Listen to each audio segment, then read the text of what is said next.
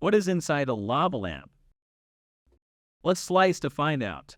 If you were to slice a lava lamp in half, you would find the following components. First of all, a glass or plastic enclosure. The outer shell of the lava lamp is typically made of glass or plastic. It encloses the internal components and holds the liquid and lava-like substance. Secondly, the liquid. The main liquid inside a lava lamp is typically a clear or colored solution. It is usually a mixture of water and other additives, such as antifreeze or surfactants, that help create the desired density and flow properties.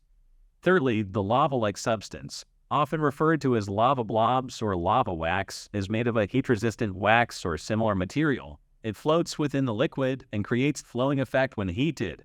At the base of the lava lamp, there is a heating element, usually a light bulb or an electric heating coil.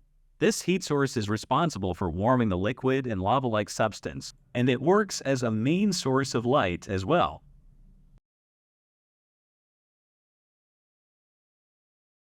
As the heat source warms up, it transfers heat to the liquid and wax. The heat causes the wax to melt and become less dense, making it rise towards the top of the lamp.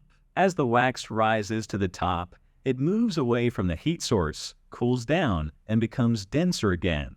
Due to its increased density, the wax starts to sink back down towards the bottom of the lamp. The rising and falling motion of the wax creates a continuous cycle. As the wax sinks, it is reheated by the heat source, melts, and rises again. This cycle repeats, creating the mesmerizing flowing effect that lava lamps are known for. Inside the lamp, there may be a support structure or framework to hold the heating element in place and ensure proper positioning of the liquid and lava-like substance. It's important to note that slicing the lava lamp in half would likely damage or compromise its functionality, as it is designed to operate as a sealed unit. If you want to know what is inside fun and curious objects when slicing them, subscribe for more.